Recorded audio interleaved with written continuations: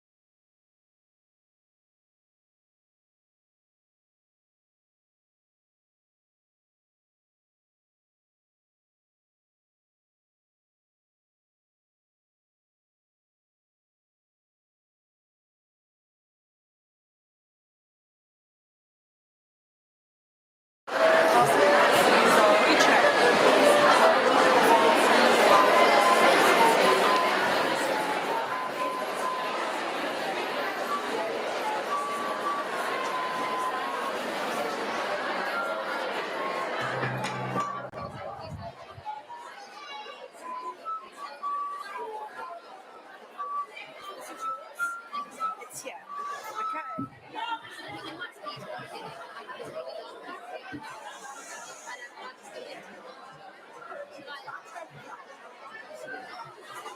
What are you saying? Worry about it. This is all over. No. What do you even need to worry about the jury? And you can use the last chair. Stop. Just do a fraction.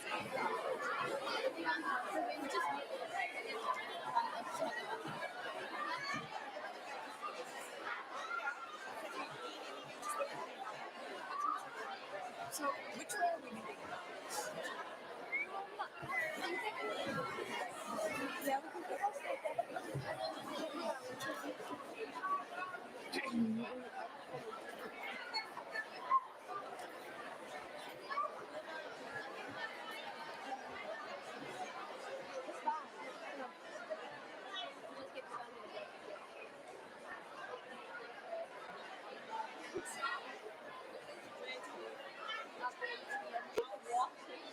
while I hold them.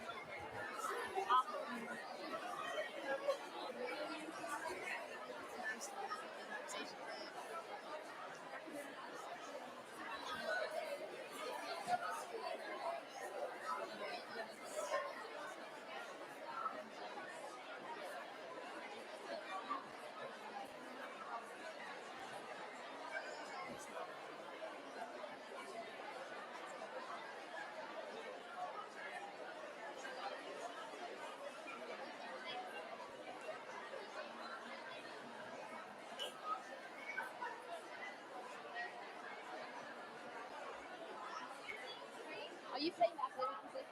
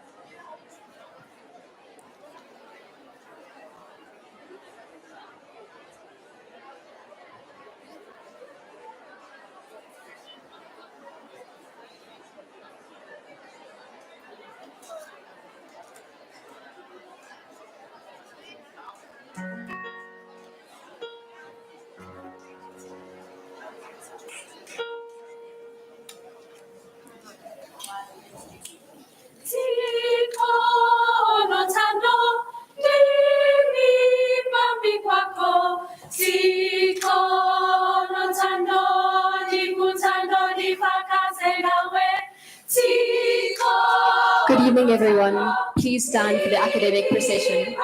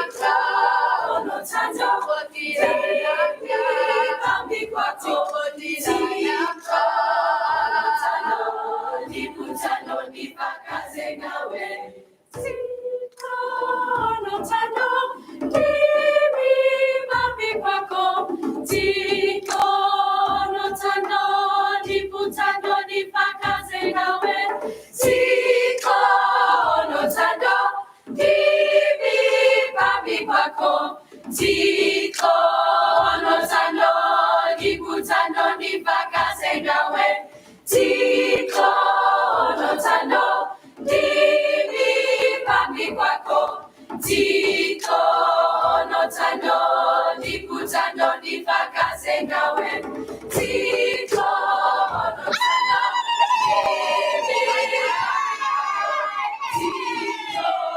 nothando ndikuthando nifakaze nawe Tito nothando ndimi phambi kwakho Tito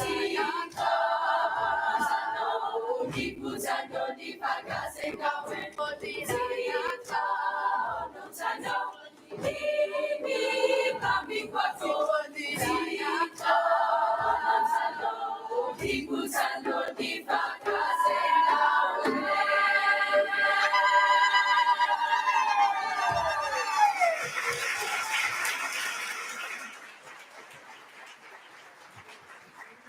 Thank you. Please remain standing for the national anthem and the school prayer.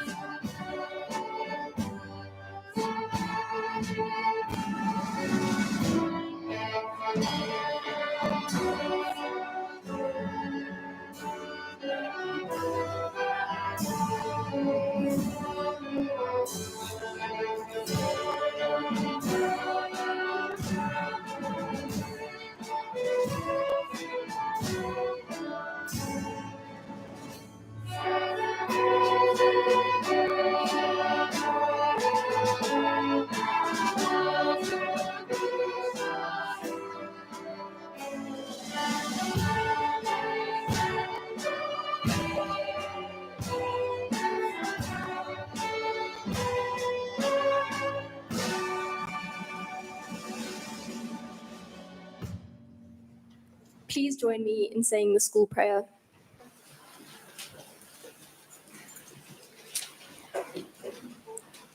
O God, by whose manifold grace all things work together for good to them that love you, establish, we pray you, the thing that you have wrought in us, and make this school as a field which the Lord has blessed, that whatsoever things are true, pure, lovely, and of good report, may here forever flourish and abound. Preserve it in an unblemished name, enlarge it with a wider usefulness, and exalt it in the love and reverence of all its members as an instrument of your glory. We ask this in your name. Amen.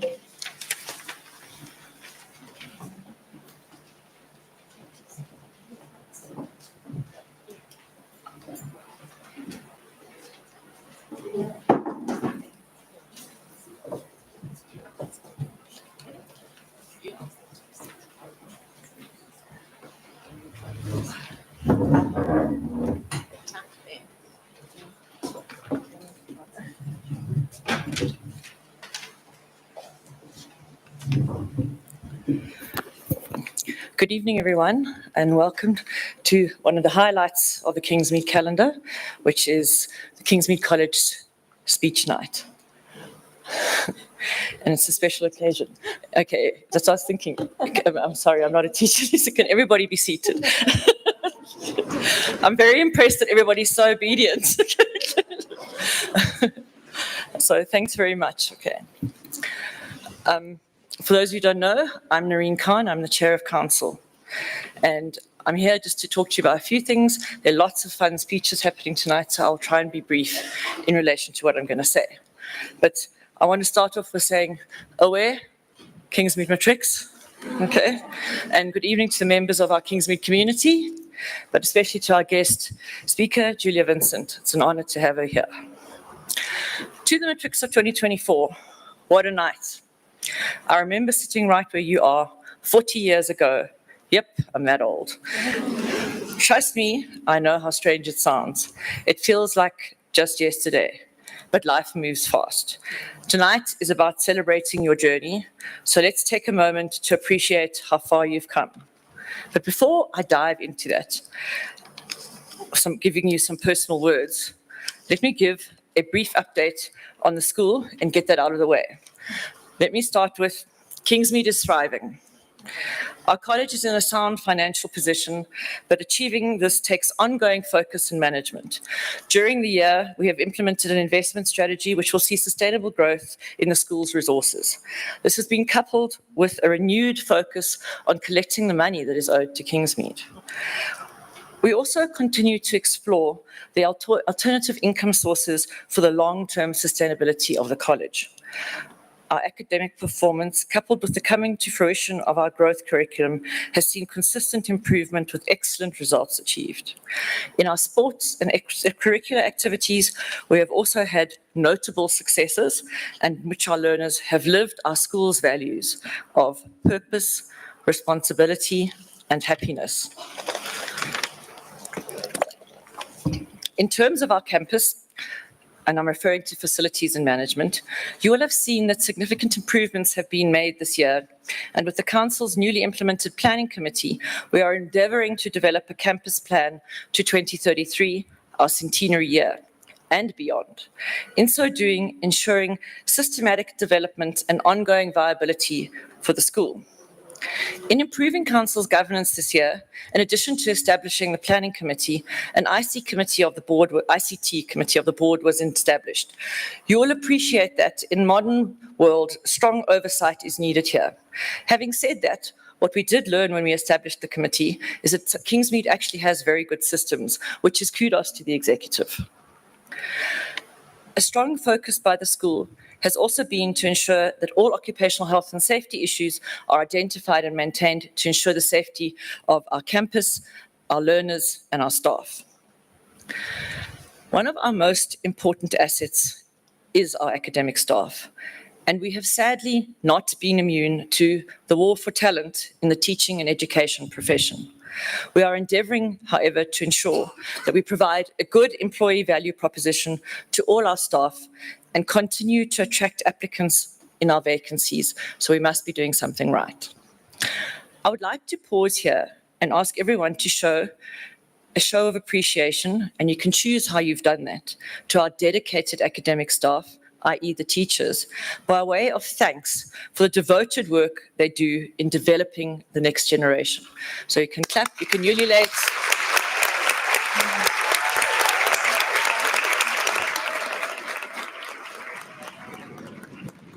Yeah. Thank you to the learners for that. While I'm recognizing people, I would also like to take a moment to thank my fellow council and council committee members who serve tirelessly and voluntarily on the school board. A big, big thank you for your support, your wisdom, and thanks. Okay, I wasn't going to do that, but okay. So, to all our learners, you can see we've been working hard to keep the school strong, with a plan to make future generations have the same incredible opportunities that you, matric, and all learners have had. It's just not about today. We're planning for tomorrow, and maybe even for when your kids walk through the doors one day. But let's put that aside for now. What matters tonight is you, the matric class of 2024. This moment is yours, and I want to take a few minutes to chat about something important. Here's something you might not hear often. You are the author of your own story. No one else. Every decision you make, every risk you take is shaping your path.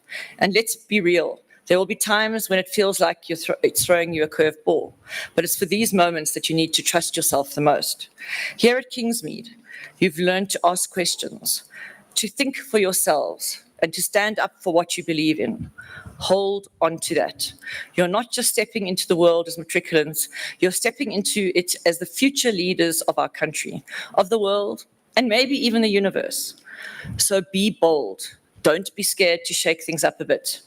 I doubt I would be standing here if I hadn't had amazingly enlightened teachers at this school, who, for example, in the 80s were members of the Black Sash or the ANC, but still talk to us secretly about politics. Remember, it's okay not to have all the answers right now. You're only 18. This is your time to take risks, to figure things out, to learn. And when it all feels like too much, just take a deep breath and remember something from one of my favorite movies, We Bought a Zoo. All you need is 20 seconds of insane courage. Seriously, just 20 seconds of being brave can change everything for you. You've got this. Carry the Kingsmead values of purpose, responsibility, and happiness with you wherever you go. And remember, no matter where life takes you, you've always got a home here, a community that has your back. Tonight isn't the end of your journey, it's just the beginning. I believe each one of you has the potential to do something extraordinary. So go out there and be unstoppable. Take on the world and don't be afraid to question it along the way. Thank you, and here's to your next chapter. Let's go out there and write some amazing stories about Kingsmead. Thank you.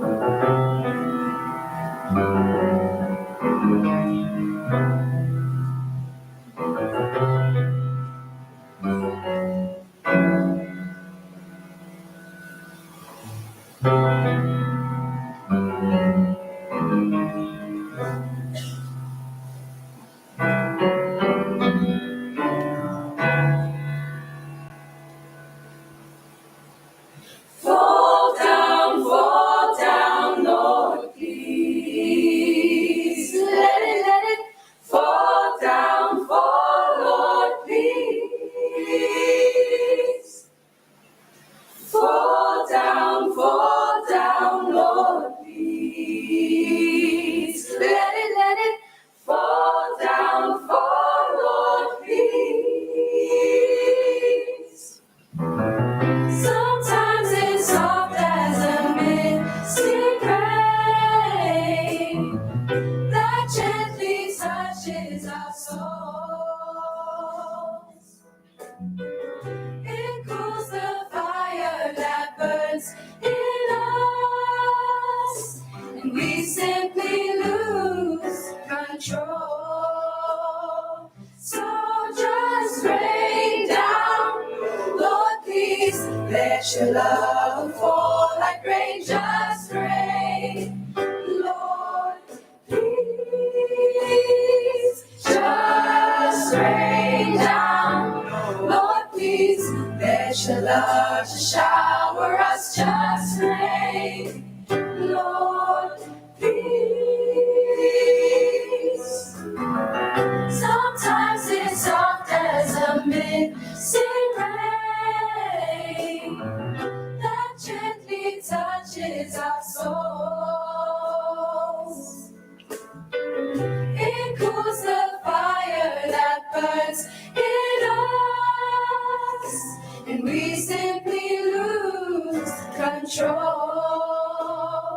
So just rain down, Lord, please. Let your love fall like rain, just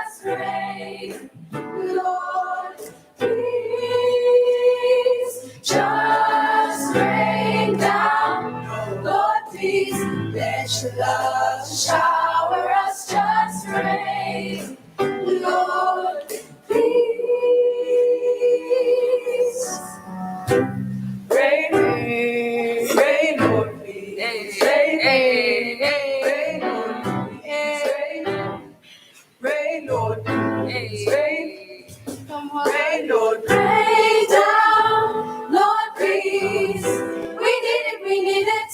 rain, Lord, Rain down, Lord, please. We need it, we need it, we need rain, it. Lord, Rain down, Lord, please. We need it, we need it, we need it, we rain, Lord, please. Just rain down, Lord, please. We need it, we need it. rain, Rain down, Lord, please. We need it, we need it, we need it. rain, Lord, Rain down, Lord, please. We need it, we need it, we need it, we rain, Lord, please. Sometimes it's soft as a misty rain.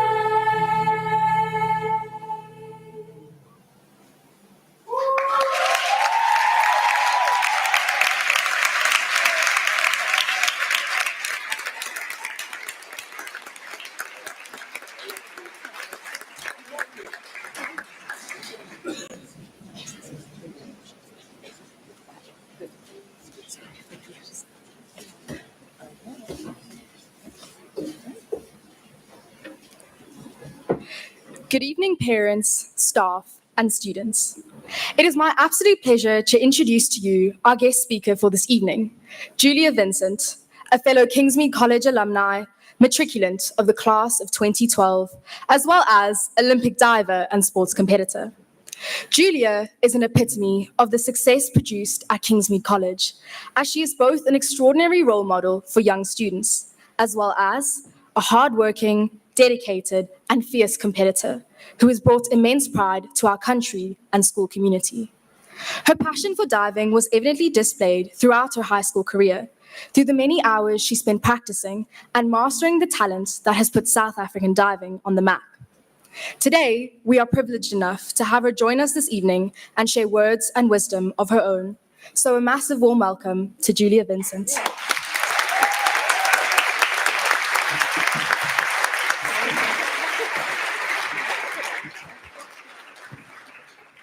Good evening, everyone. You're going to have to forgive me for my American twang. I promise I'm still South African. I just don't sound like that anymore.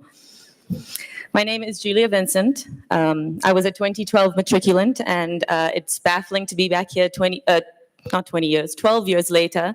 It feels like it was just the other day that I was walking these grounds with my friends of my own who actually happened to be sitting right there.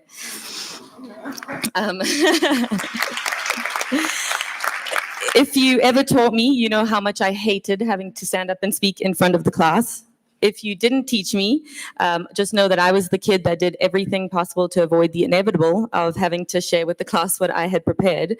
So I find it rather comical that I'm standing up here today, but I'm so grateful to be here. As it turns out, my life led in a direction where I find myself doing this kind of thing more often than I could have predicted. Before I truly begin, I want to extend my gratitude to Miss Lisa Palmer and her team of people who are able to make this happen tonight, as well as just for welcoming me in so graciously. Something that I love is when someone asks me what high school I went to, because I get to tell them how much I loved my time here at Kingsmead and how much of a role it played just in my life. Kingsmead set me up for a trajectory in life that I could never have predicted. It opened door after door for me, whether that was athletically or academically or just life in general. Kingsmead actually opened the first door in my diving career that led me to years and years of a pursuit of Olympic success. Sorry. And to this day, I look back with such gratitude in my heart that my mom decided to invest in my future and enroll me at this school in particular. So public speaking, like I said, it's never something that I considered myself to be a natural in, but I speak to this because I think it's important for high schoolers to know that things can change and you can become comfortable with things that you once were not comfortable with. In order to see growth in our lives, we must endure periods of being uncomfortable, whether that be a temporary or slightly more permanent period of discomfort. As you might know, I competed at the Paris Olympics last month and made history as I became the first South African diver to ever reach an Olympic final, finishing 11th, while at one point in that final being in medal contention.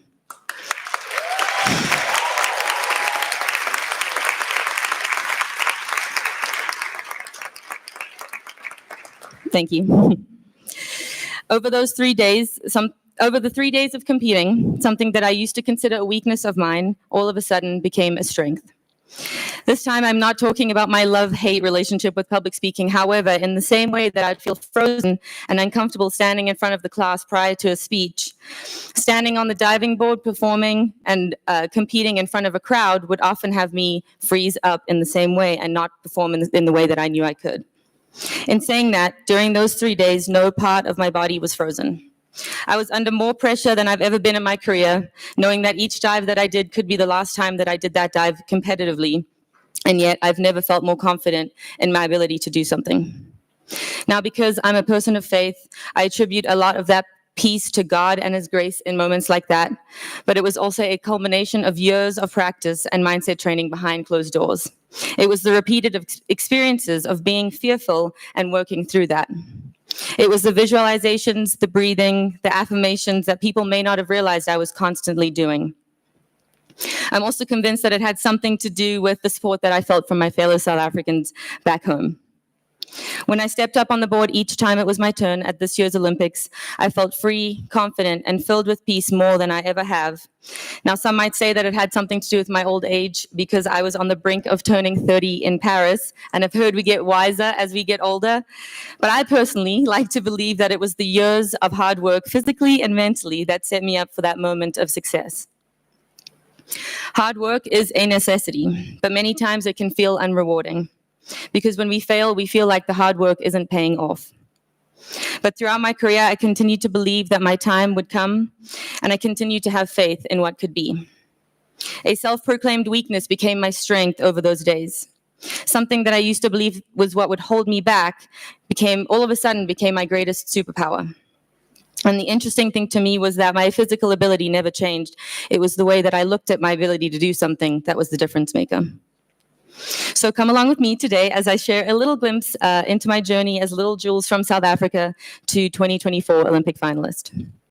After matriculating in 2012, moving to America to study was in the back of my mind, but I ended up choosing to start my studies here in Pretoria, and I was traveling from Joburg to Pretoria every day to be able to pursue both my academic and my athletic career.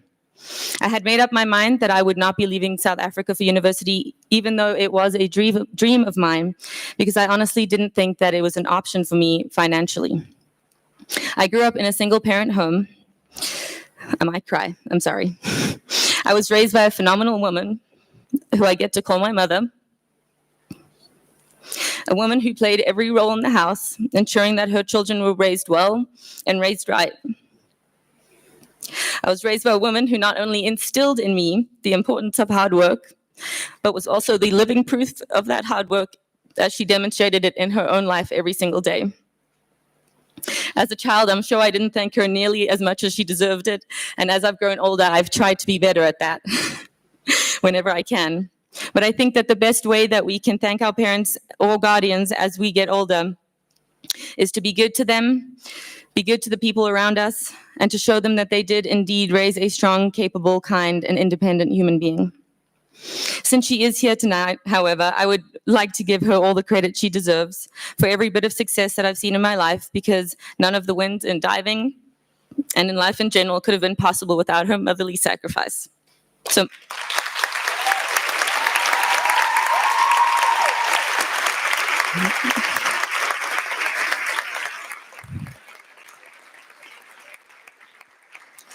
So, Mom, thank you for being here tonight, and thank you for being there for me every step of the way throughout this entire journey.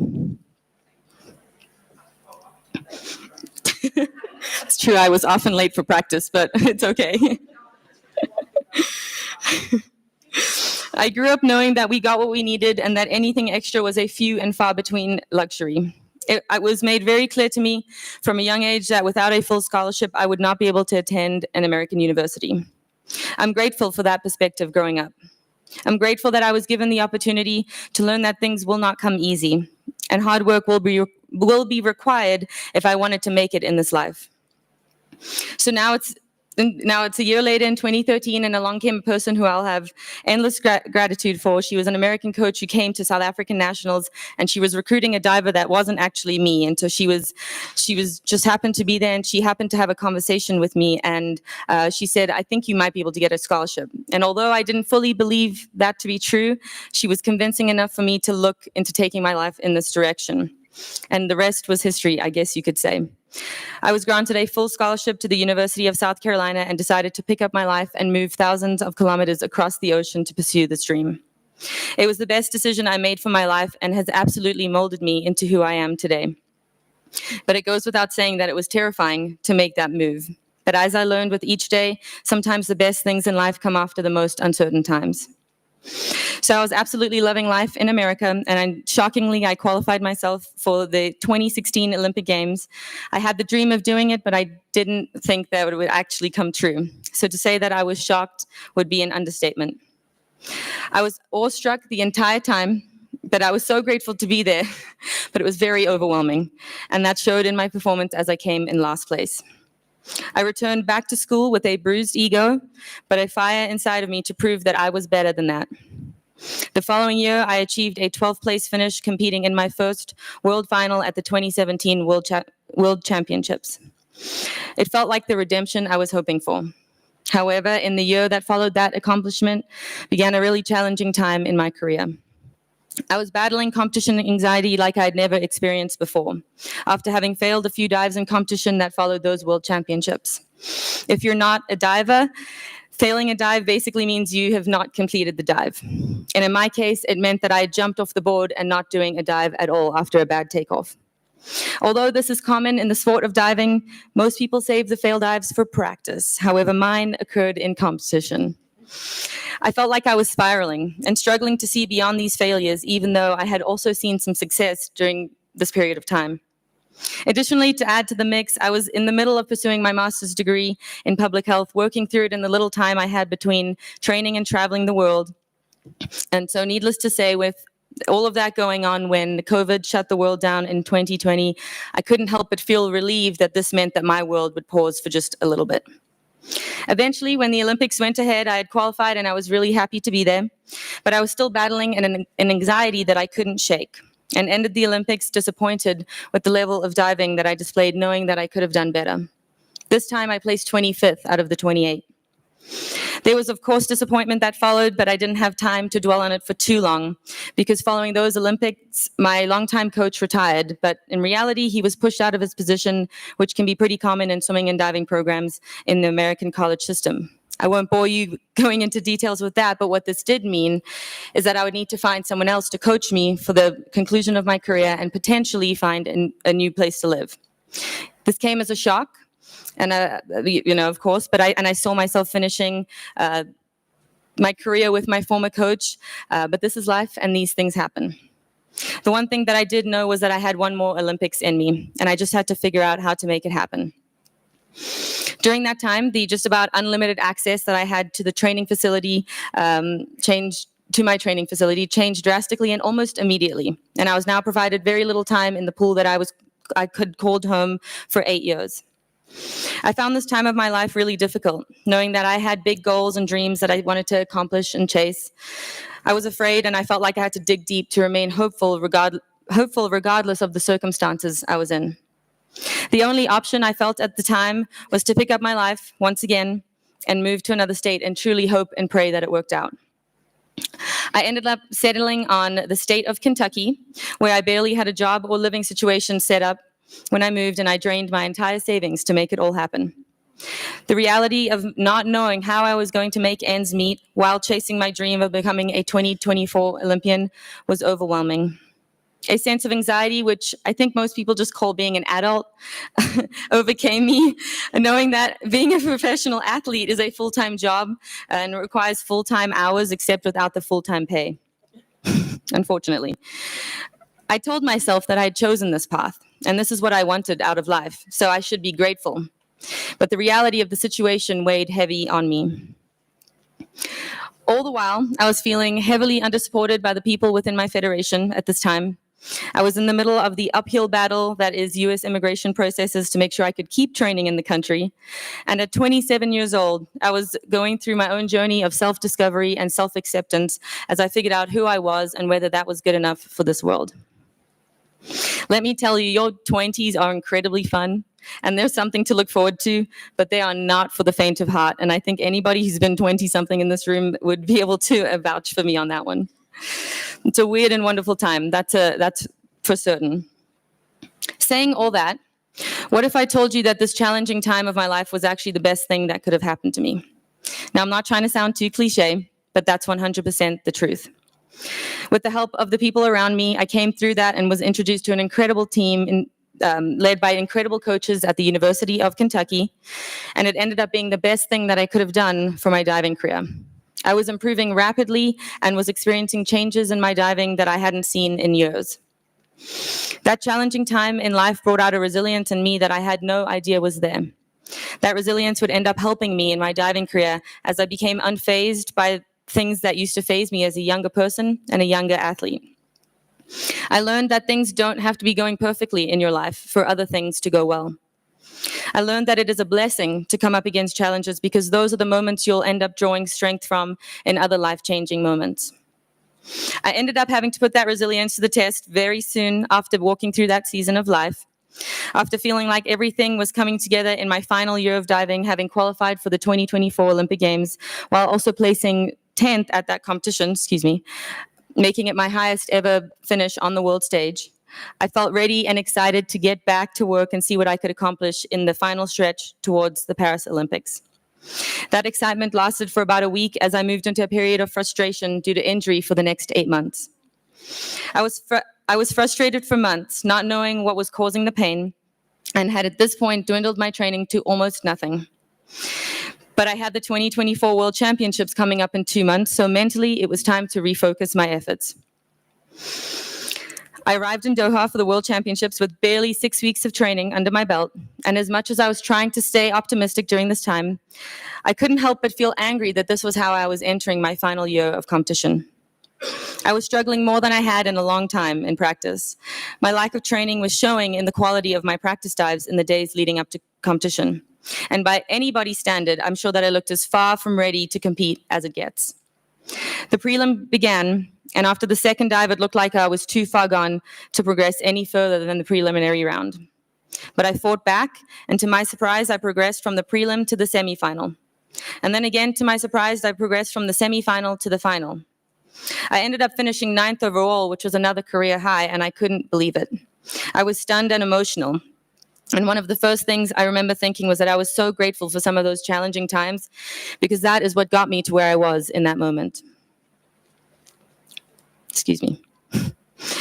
I knew wholeheartedly that without some of those challenges, I would not have been forced to stay hopeful and keep pushing to achieve the best of myself.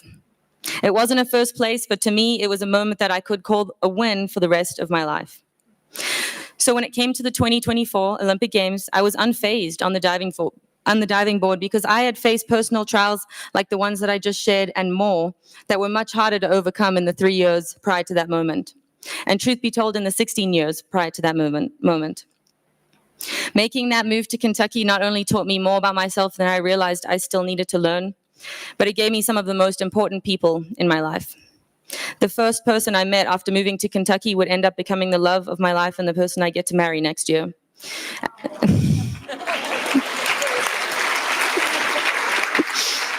I wasn't expecting a clap at that, but thank you. And being injured in going into Doha forced me to trust in the years of training I had already done, a lesson I clearly still needed to learn. One thing we are guaranteed in life is that we will face trials, and there will always be moments of uncertainty. But if you keep pushing forward, you'll learn that there's almost always something better for you waiting on the other side. At the Olympics, there's this room called the call room. It's the room where you sit right before you're announced for your event, right before you go out and compete on the spot for thousands, potentially hundreds of thousands of eyes. There can be a lot of uncertainty and doubt in that call room. It can be easy to become fearful of what's to come and forget about all the good that you've done in your life and all the wins that you've experienced. But when I allowed myself to sit there and embrace the uncomfortable, I had no idea I was sitting there about to make history for my country. As with embracing the uncomfortable in the Olympic call room, when you choose to embrace the uncomfortable in the call room of life, you're setting yourself up to experience something beyond your wildest expectations, whatever that might be. The shy girl who hated giving speeches in high school because of how uncomfortable it made her is the same woman who found her way back to her high school speech evening, knowing that it was not her immaculate speaking skills that brought her back. And it was actually the thousands of moments in life where she embraced the discomfort, which led her to find her passion and ultimately allowed her to chase her dreams. And that same woman standing here today believes that each and every one of you is capable of doing the same thing. So if you get nothing else from the words that I've spoken tonight, let it be these words. It's an amazing thing to have accomplished such incredible feats in my life, and I'm proud to have achieved these milestones for my country. But what I have gained from this journey, and something I'm most proud of, goes far beyond these accolades. It means more to me to have gained perspective through so many lessons, so many incredible lessons from the challenging yet rewarding 16-year journey. In life, it's important that we're able to see our experiences and journeys that we go on as a means for learning, rather than a means to tick some box. The need to achieve these dreams shouldn't outweigh the lessons, nor should it outweigh your perspective. I'm really proud of how I finished my career, but I know my life is about more than my accomplishments. And I know that going through challenging moments in my life has set me up to face whatever I will surely go through in the future. I'll finish by saying this. When you find your passion, chase it with all your might and work hard towards that dream. But when things don't go your way, don't let your passion or those hard times consume you, because you will always be worth more than the things that you do in your life. Embrace the uncomfortable and embrace each and every adventure with authenticity and integrity so as to leave the best impact on the people around you as you can. Kingsmead, that's all I have for you tonight. Thank you so much for having me. It's been an honor to be back all these years later.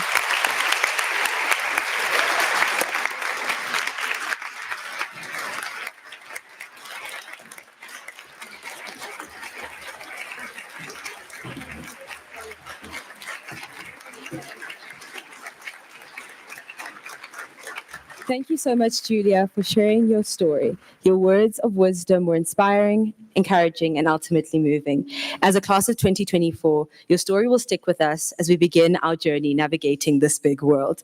Through your encouraging words, we know that our 20s might not be all that fun that we think it is, but we know that we can conquer our own fears and challenges. But all the milestones that are ahead are going to be great. We're extremely grateful that you came all the way from America to be here with us tonight. And on behalf of the Kingsmead community, please accept this gift as a token of our appreciation. Can I give you a hug? Thank you.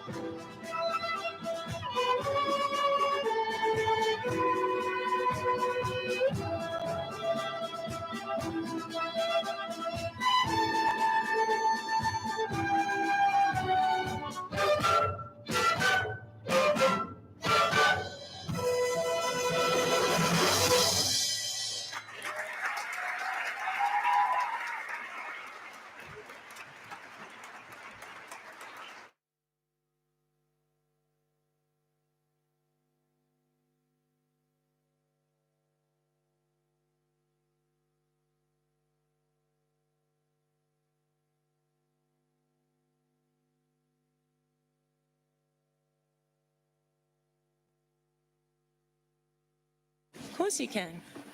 Go sit with your, yeah. And school, please, if you'd like to take off your blazers, if you all are warm, please do so. Yes, they're gone.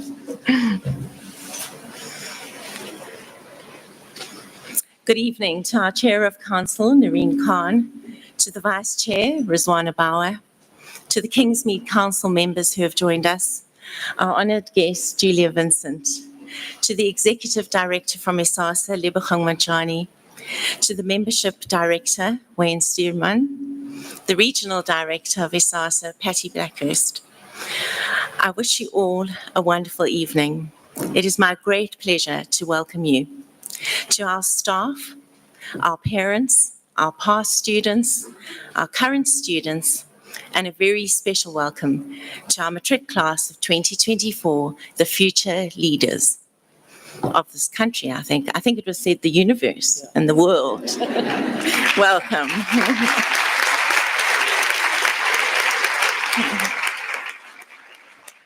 It is my great privilege to welcome you here to this very special evening where we come together to celebrate our remarkable community. We gather in a world that often feels turbulent, unpredictable, and challenging. The uncertainties we face can sometimes shake our sense of direction and purpose. But in the midst of all of this, our school community stands as a beacon of stability, a place of possibility where values, growth, and belonging come together to give us a sense of purpose, hope, and courage.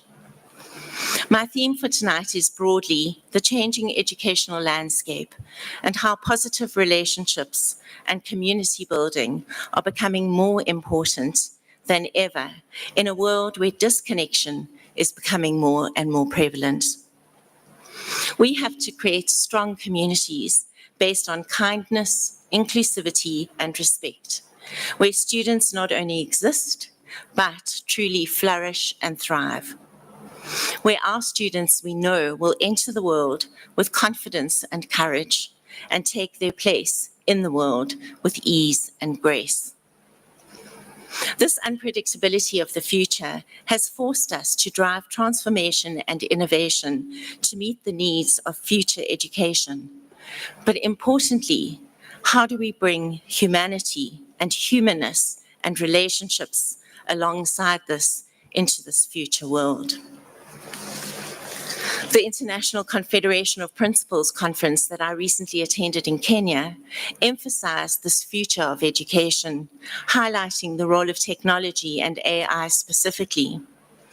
While the conference that I attended for the Southern African Heads of Independent Schools in White River focused on well-being and creating positive education spaces and experiences. And for me, this is the magic combination. How do we stay relevant for the future? And yet, how do we combine this with keeping our humanity at the forefront of what we are doing? Maintaining a human-centric approach to ensure the ethical use of technology and ensuring that we still remain grounded, very deeply grounded in our values. Kingsmead has always been very well known for identifying and nurturing individual strengths in students and helping them to apply these strengths to various aspects of their lives. Positive education integrates academic learning with personal development, well-being, and emotional resilience. We know that if students' strengths are leveraged, they become more engaged, motivated, and resilient. The fact that we have no formal entrance exam at Kingsmead and yet achieve the results that we do is certainly testimony to this working at our school. The Japanese have a beautiful theory called Society 5.0, in which, simple terms, sees a future society in which the very best of technology and humanity are woven together. I love the idea of it being human-centered, but still using the advantages of technology for the very best outcomes. The art of human connection must not be lost. The human connection is all about authenticity, We know the irrefutable truth that everyone has a social media version of themselves using filters and photo edits, and then they have the real version. Your version of reality must be based on human connections as the true version of your reality. A digital connection cannot deliver the whole package of a person in the same way that a person can. Just ask anyone who's used a dating app and discovered that the person in the photo looks only vaguely like the one in reality and at least 20 years younger. And that's not me, by the way. We know that education has achieved remarkable things, but there are ongoing challenges, particularly in aligning educational outcomes with societal needs. Education systems are vulnerable to disruptions, like the pandemic showed us, and these will be likely to continue. I think immediately of climate change and AI.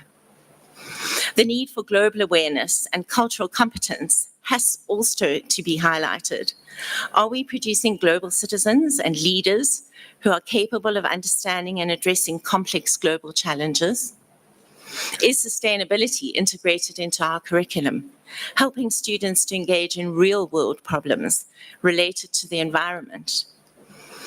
Mihir Prashad writes in his book, Cultivated Abundance, about these moments as being a hinge in history.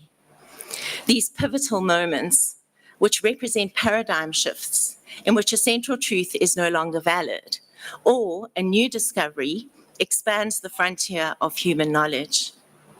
These monumental shifts create periods of transition and are described as powerful moments in time, not only for the changes wrought by their inciting events, but also for the change makers who follow in their wake. Many of us have lived through hinges in history. Think of the printing press, the telegraph, and the internet revolution, and perhaps I'm speaking to an older generation here in the hall. But how should we respond to these challenges? George Couros says that change is an opportunity to do something amazing. The big question around artificial intelligence is, are we using this technology for new and better learning experiences, or just to do old things in new ways? I see the rapid evolution of AI as both a challenge and an opportunity for education. We must integrate technology thoughtfully and ensure that it complements human skills rather than replacing them. I would encourage us to see how AI perhaps could save teachers hours of time if used for the right purposes. This should then leave time for more human activities with students. An urban myth about AI goes like this. Someone asked their AI to help with email replies. The AI got greatly efficient, maybe a little too efficient. This person realized that something was off when the boss responded, "You didn't really have to write 10 paragraphs for a thank you note." It turns out that AI had decided a simple thank you just wasn't good enough. And it composed an epic ode of gratitude, complete with Shakespearean-style lines. Rather impressive. So the moral? AI is great, but it doesn't always know when less is more. Similarly, less is more, and with the very best of intentions, I think we as parents, and I include myself here, rob our children of the opportunity to develop character and experience making tough, hard decisions. It takes immense courage to be a better parent by doing and giving less. I was recently sent a fascinating article about lighthouse parents by an author, Russell Shaw. He's a headmaster. So we've moved from the helicopter parents, those are them who swoop in, fly in to rescue their children, to snowplow parents, seems fitting, who flatten any obstacle in their child's way, to now the suggestion that we are lighthouse parents, to stand as steady guides and provide children with safety, clarity, and boundaries without controlling every aspect of their lives. I love that idea, lighthouse parents. At the core of any school community are the relationships that we forge with our students, teachers, our administrative staff, our service staff, our parents, and our broader environment. And I would argue that it is these relationships that define a successful school. And yet, it is often these relationships with others that we allow to fall by the wayside in our pursuit of success and of new innovations. I now extend my heartfelt thanks to the Kingsmead Council under the watchful guidance of Noreen Khan and Rizwana Bauer. Thank you for your unwavering support and guidance in my role as leader of this superb school. Thank you, Taryn McLaren, for your trust and commitment as we work together towards a brighter future. I'm deeply grateful for your partnership in helping to make our school a place where everyone can thrive and grow. Thank you to my whole school executive committee, both the junior school and the senior school. They have risen to many and various challenges that I've sent their way throughout the year. To the KCA, the Trust, and the PTA, you all enhance this wonderful community of ours and help to grow these very relationships. Thank you to all our volunteers who give of their time and expertise to serve the school with such abundance. Jane Ellsworth, I owe you deep gratitude for your tireless support and a constant efforts which make my role so much more manageable. I truly couldn't do this without you. To the rest of the Kingsmead staff, it is you that have guided these young minds with unwavering dedication. You are the pillars of this community, providing strength and clarity when the world outside seems uncertain. A recent McKinsey study suggests that the key to a successful school starts with the right people enrolling to become teachers. I'm pleased to say that this is definitely the case at Kingsmead. I would also like to pause for a moment to acknowledge all our superb staff, teaching, academic, service, and administrative staff.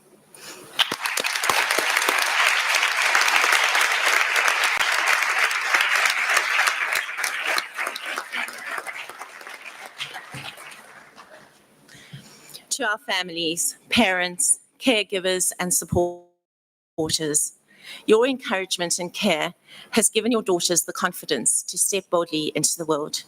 Thank you for your partnership with us, and thank you for being those lighthouse parents. I do want to take a moment to extend my deepest gratitude to Anza, Roha, and Majuri. Don't know where they are. In the front. There they are. What an exceptional trio you have been this year. Thank you. Your dedication and unwavering commitment has guided our school through both challenges and successes. We have certainly laughed and cried together, and your efforts have truly made a difference. Well done to the three of you.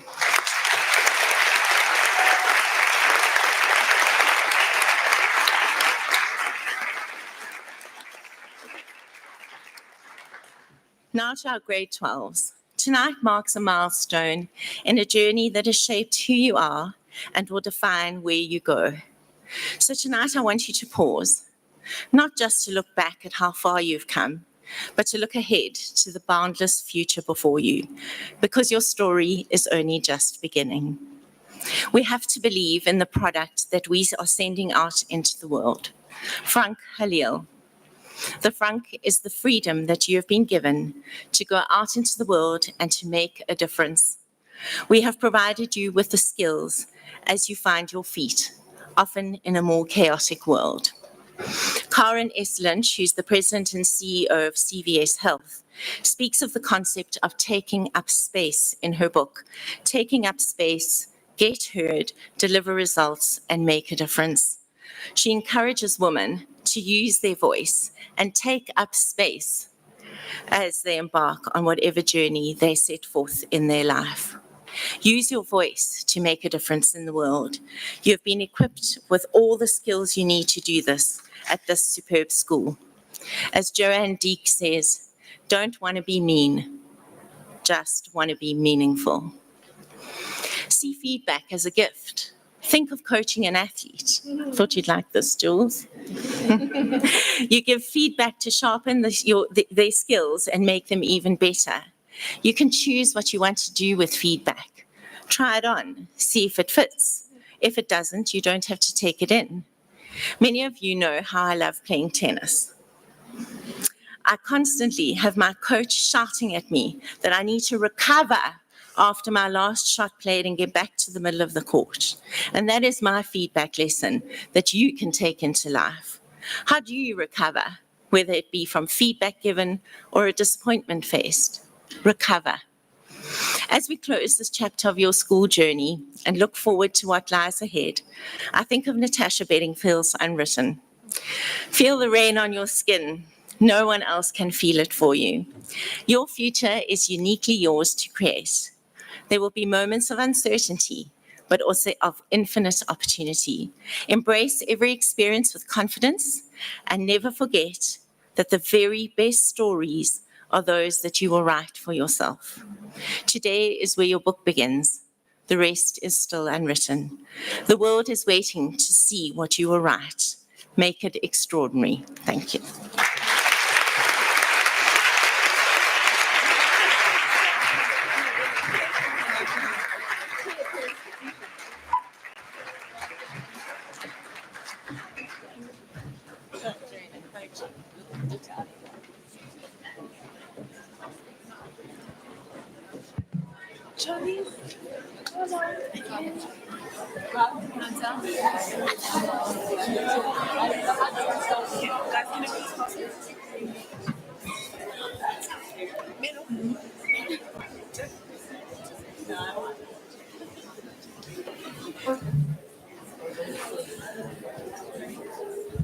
Check one.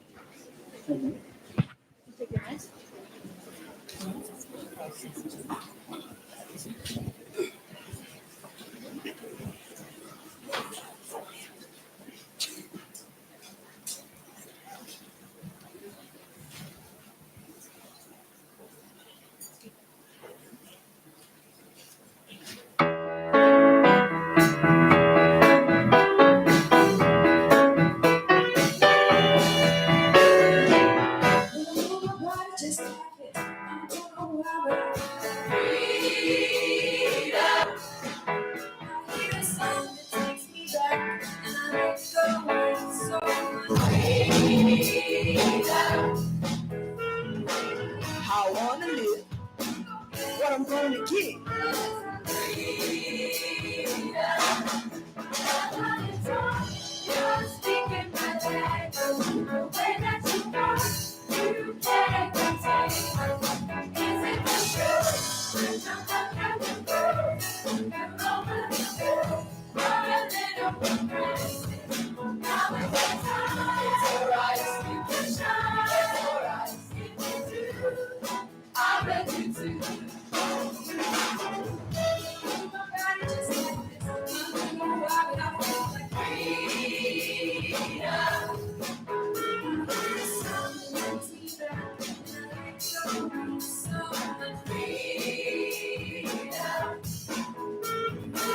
How I wanna live, what I'm gonna get.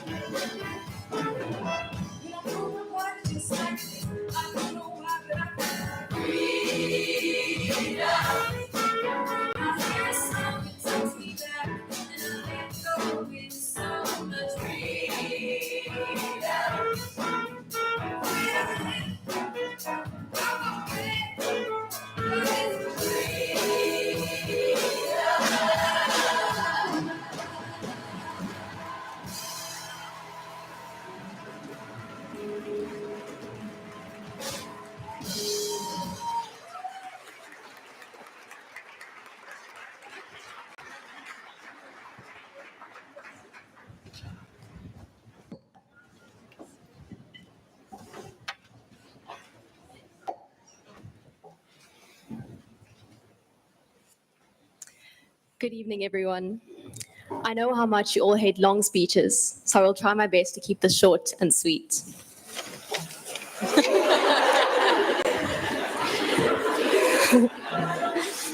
Whether you have been a part of the school since the very beginning, or joined us midway through your high school journey, or even if you fall under the infamous part-time student category that Mr. Padiachi loves so dearly, I believe we can all agree that Kingsmead College has left an indelible mark on each and every one of us.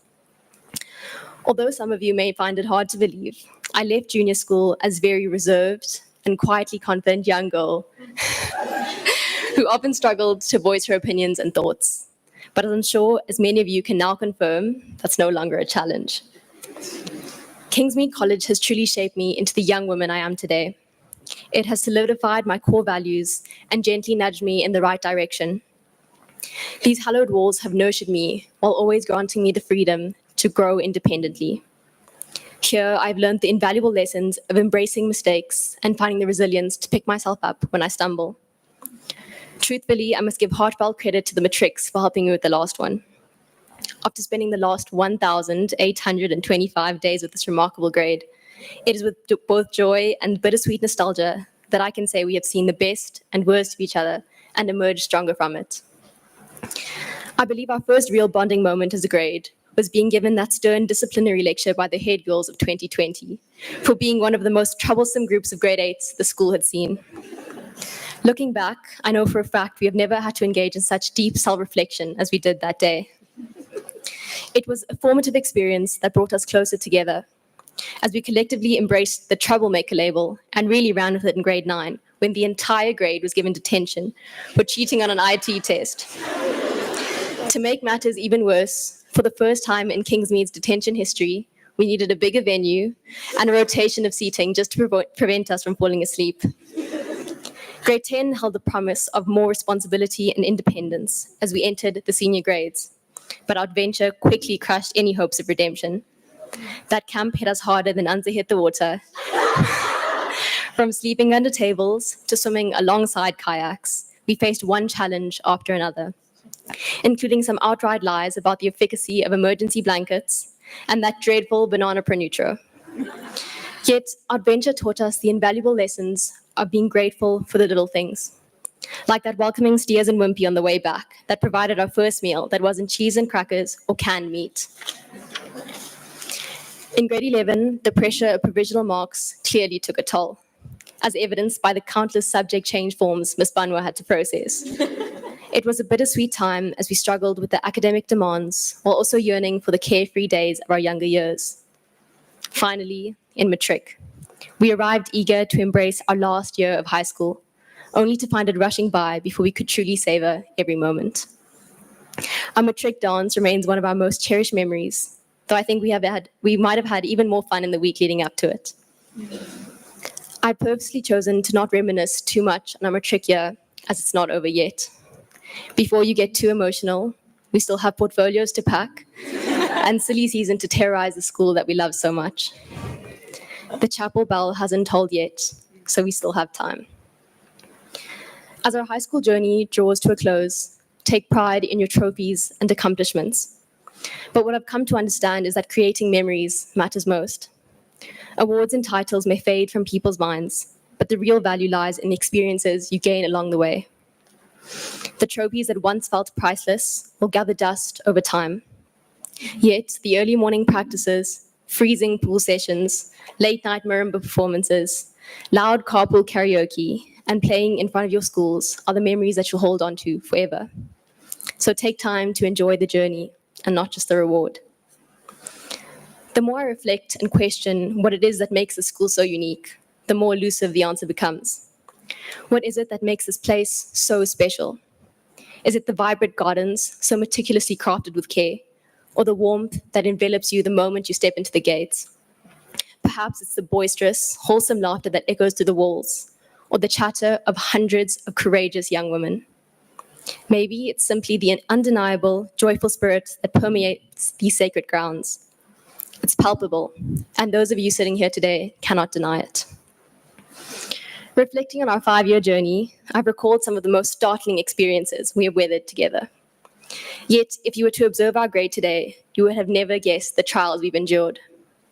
The matric class of 2024 is truly an exceptional group, radiating happiness and laughter more exuberantly than any I've ever met. If you need a positive outlook and laughing fit, the studies are where you'll find us. Come torrential rain or blistering heat, through prelims or silly season, whether we achieve a 98% or just an 8%, we will always have a smile on our faces. This grade is truly the embodiment of our infamous saying, if I don't laugh, I'll cry. To the matric class of 2024, I offer you my deepest gratitude for teaching me that even the most daunting challenges cannot break you if you have a smile on your face. Thank you from the bottom of my heart to all the people who believed in me, even before I set foot into this place that I'm now so profoundly fortunate enough to call home. To Ms. Venter and Ms. Banwa, I'm truly grateful for your guidance through the chaos of leadership and for teaching me the invaluable lessons of maintaining a level head and not taking myself too seriously. To Ms. Palmer, the depth of my appreciation for all that you have taught me about the true essence of servant leadership is beyond words. Your intelligence and presence could intimidate even the bravest of soul, yet your kindness possesses a pull that is both humbling and inspiring. Thank you for role modeling servant leadership in its purest, most authentic form. Anza and Roa, leadership took us surprise this year and presented many challenges we could never have anticipated. Thank you for standing by me and supporting me every step of the way. You're the best Powerpuff Girls I could have asked for. To Miss Mayor, to Miss Mayor, your open-hearted embrace of each and every matric as though we were your own beloved daughters has been a constant source of comfort and strength. Even if you're not yet certain of the depth of your love for us, know that we have already wholeheartedly adopted you as our cherished mom, and there's no escaping us. To my grandparents, Ma and Tata, I'm forever grateful for your unwavering love, guidance, and unconditional support throughout my life. Your belief in me has been invaluable, and I can only hope that I made you proud. To Aiden, thank you. Thank you for always being there for me and believing in me when I couldn't.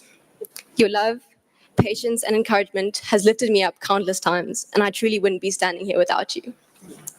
To my baby brother, Sanj, I hope that I've been a role model for you and that you are as proud to call me your sister as I am to call you my brother.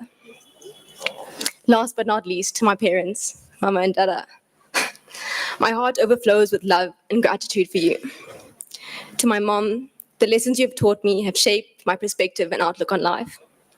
Apart from your intelligence and indescribable kindness, your ability to understand people and make them feel seen is a lesson I'm most grateful for. To my dad, thank you for teaching me a lesson so important, we promised to get matching tattoos about it. The importance of never giving up. If there's one motto I resonate with the most, aside from you'll never walk alone, it's never give up. I would like to end by sharing a theory I've become familiar with recently. Sorry, Mr. Nchoncho and Ms. Banwa. It's not a physical theory that I can prove to you with an equation, but rather a spiritual one that I can prove to you with my love for the school and its people. It is a theory that I've come to believe in only after being at the school and spending the past 5 years with these remarkable people. It's called the string theory. If the matrics could please reach under their chairs, you'll find a small bag. Please could you open it up and put it on as I explain. The string theory.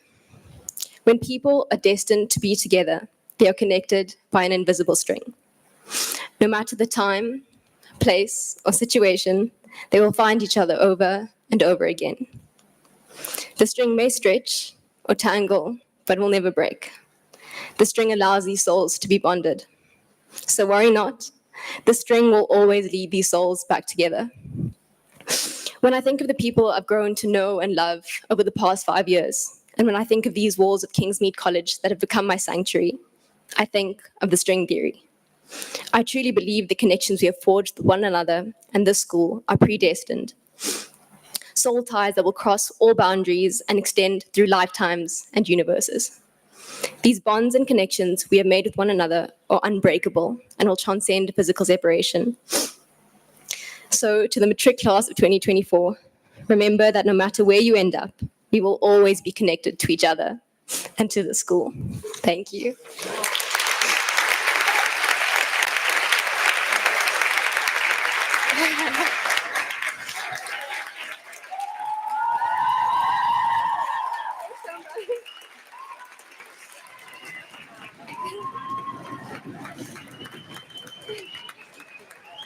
That was beautiful.